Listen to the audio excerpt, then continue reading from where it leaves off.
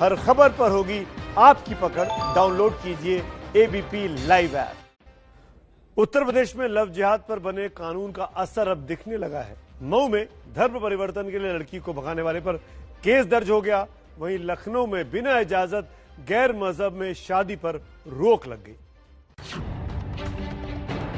Love जिहाद के जालसाजों पर शिकंजे के लिए योगी सरकार ने कानून बनाया।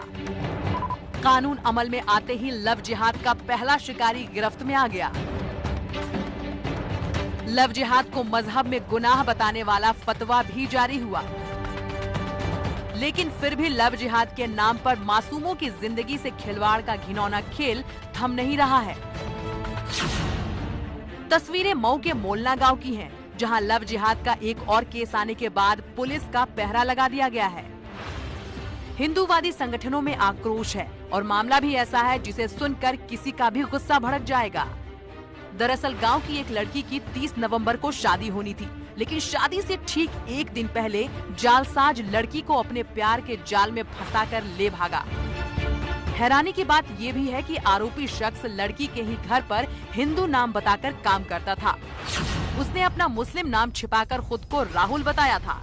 आरोपी पहले से ही शादीशुदा है और उसके 3 बच्चे भी हैं।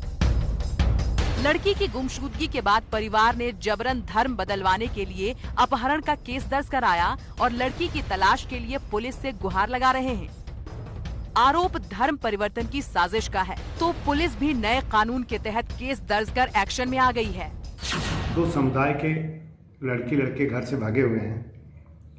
लड़का पूर्व से शादीशुदा है।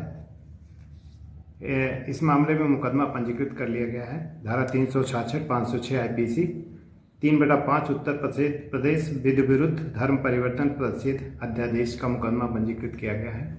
इनकी तलाश जारी है, कार्रवाई की जा रही है। कुछ ऐसा ही हंगामा यूपी की राजधानी लखनऊ में भी देखने को मिला, जहां 2 गैर मजहब के लोगों की शादी हिंदूवादी संगठन ने रुकवा दी। लड़के और लड़की अलग अलग धर्म के थे। ऐसे में नए कानून के तहत उन्हें शादी से 2 महीने पहले जिलाधिकारी की इजाजत लेनी जरूरी है। हंगामे के चलते शादी भले ही रुक गई, लेकिन लड़की लड़के कानून के तहत 2 महीने बाद शादी की बात कह रहे हैं। पारा थाना क्षेत्र में आने वाले नरपत खेड़ा गांव में 2 धर्मों के युवक युवती शादी कर रहे थे, लेकिन इस शादी को लेकर के जिलाधिकारी की अनुमति नहीं थी। ऐसे में एक हिंदू संगठन की शिकायत पर पारा थाना क्षेत्र के पुलिस के लोग पहुंचे और शादी रुकवा दी। मामला 2 दिसंबर का है, जब नरपत खेड़ा गांव में एक मुस्लिम युवक की शादी हिंदू युवती से हो रही थी और दोनों सहमति से शादी हो रही थी। लेकिन पुलिस का कहना यह है कि चूंकि कानून पास हो चुका है, ऐसे में बिना जिलाधिकारी की अनुमति के ये शादी नहीं हो सकती।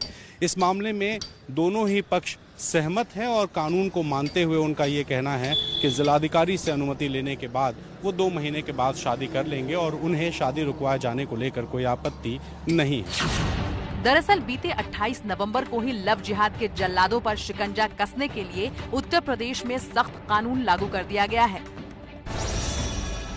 जिसके तहत यूपी में जबरन या धोखे से धर्म परिवर्तन कराने वालों को 1 से 5 साल तक की सजा होगी।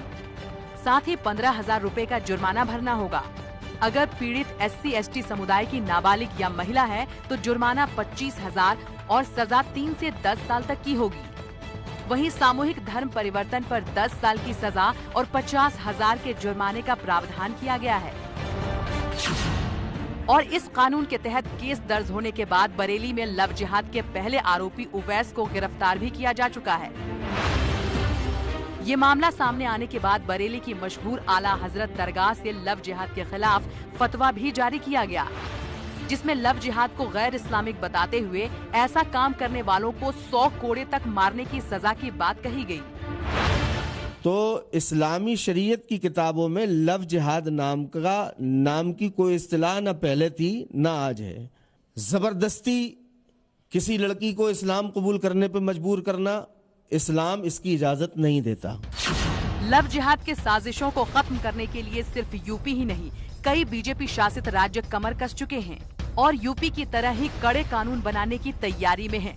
मऊ और बरेली जैसी घटनाएं ऐसे कानूनों की जरूरत पर भी जोर देती हैं, ताकि प्यार के नाम पर धर्म परिवर्तन का ये खेल खत्म किया जा सके।